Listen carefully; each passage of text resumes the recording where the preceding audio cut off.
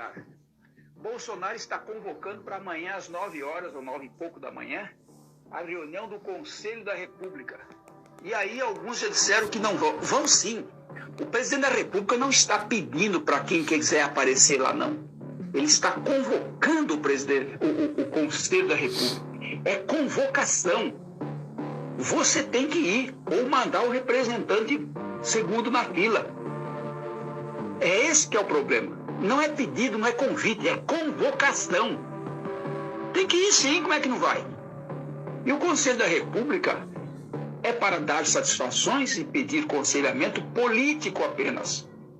E compõe o Conselho da República, o presidente da República, o vice-presidente, o presidente da Câmara, o presidente do Senado, o líder da maioria do Senado, o líder da maioria da Câmara, o líder da minoria da Câmara e o líder da minoria do Senado. E mais 6 cidadãos, 2 a convite ou a indicação do governo, 2 da Câmara e 2 do Senado. Essa turma é convocada e terá que ir. E acredito, agora já acredito, o Bolsonaro deverá fazer uma explanação de tudo que aconteceu até aqui e das decisões que então ele pede para que esse conselho analise e delibere sobre. Detalhe, e tem um detalhe muito importante, a decisão é dele, a favor ou contra o que o conselho, como o nome diz, aconselhar. É um órgão para ele escutar, para ele ouvir. Não é um órgão com poderes mandatários ou mandatórios. Então, ele vai dar a ciência ao mundo político do que ele passou, do que existe e do que vai chegar. E é só. Depois disso, ele deve convocar, provavelmente, o Conselho de Defesa, que entra nesse Conselho de Defesa os presidentes da Câmara, do Senado, o vice-presidente, o presidente, os 3 comandantes militares, o ministro da Defesa e o ministro da Economia e o ministro da Justiça. Só. Também deliberativo, não tem força de mando. Tem força de sugerir, de ouvir, de aconselhar, como o nome diz. E ele terá que fazer isso. Ele pode decretar uma GLO, ele pode decretar um estado de sítio, ele pode decretar um estado de defesa. Tudo isso rigorosamente dentro da lei, não está saindo das 4 linhas da Constituição. Ele pode propor o estado de sítio e o presidente do Senado e da Câmara terá que aprovar ou não. Se aprovar, vale. Se não aprovar, ele pode baixar o ato institucional e aí ele fecha o Congresso Nacional, fecha o STF, até que ele reponha os membros do STF, que deverão ser presos, destituídos da função, julgados pelo tribunal mais antigo, depois do STF, que no caso é o STM, apenas por antiguidade, nada mais do que isso, e as penas serão cumpridas. É assim que se processa. E eleições legislativas para o Congresso Nacional que fora fechado, se é que chegar a esse ponto. Então, isso é tudo que pode acontecer rigorosamente dentro da lei, dentro das 4 linhas da Constituição. Vai acontecer isso? Não sabemos. Depende dos russos. Depende do jogo. A partida de futebol já iniciou. E agora o resultado faz parte. Depende do que vai acontecer. A verdade é o seguinte, o Bolsonaro já saltou do avião com seu paraquedas. Ou o paraquedas abre e ele chega feliz no chão, ou ele vai preso ou morto. Ele não tem mais escolha. Assim como o STF não tem mais volta também. E aí tem gente dizendo que tem que fazer o impeachment dos ministros do STF, que é o único caminho para tirá-los. Não, isso já foi lá atrás, quando o Senado abriu mão e não fez. Agora nós estamos no outro estágio. Nós já estamos na guerra e no impasse. Agora a resolução é outra. Não é mais conscienciosa. A resolução agora é litigiosa. É igual divórcio. Não há mais nenhum ponto de convergência entre o STF e os demais poderes. E muito menos com o Executivo. A corda rompeu. Ou será que ainda ninguém percebeu isso?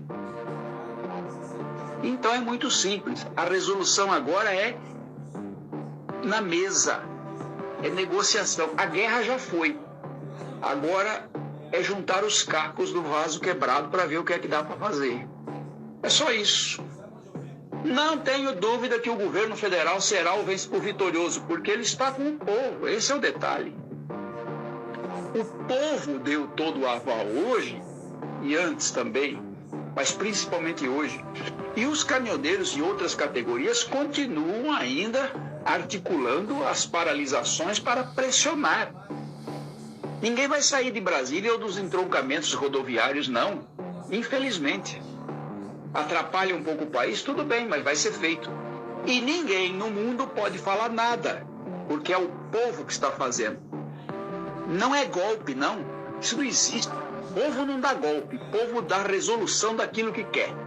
E governo também não dá golpe em si próprio, não é imbecil. E as Forças Armadas, pós essas reuniões, serão chamadas e determinadas a serem ativadas.